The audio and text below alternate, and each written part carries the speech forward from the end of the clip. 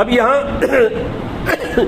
حضرت عمر فاروق رضی اللہ تعالیٰ عنہ حضرت جبریل علیہ الصلوۃ والسلام جب آئے ہیں تو ان کے اوصاف جو بیان کر رہے ہیں وہ یہ ہے کہ بھئی ایک اجنبی آدمی جس کو ہم جانتے نہیں تھے وہ آیا،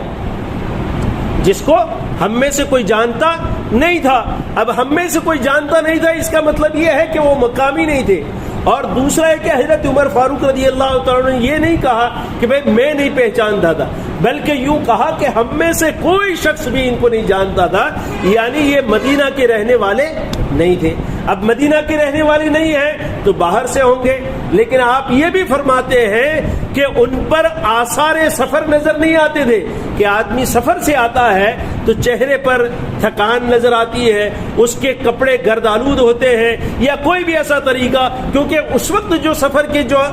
یعنی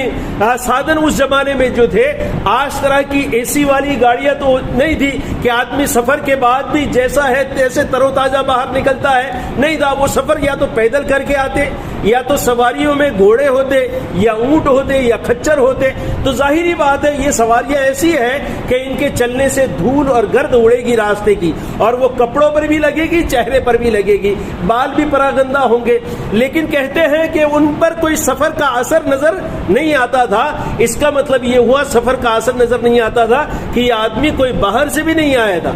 باہر سے بھی نہیں آئے تھے اور مقامی بھی نہیں تھے، اس لیے کہ ہم میں سے کوئی جانتا نہیں تھا. تو ہم کو بڑی حیرت ہو رہی تھی کہ یہ شخص کون ہے اور کہاں سے آیا ہے.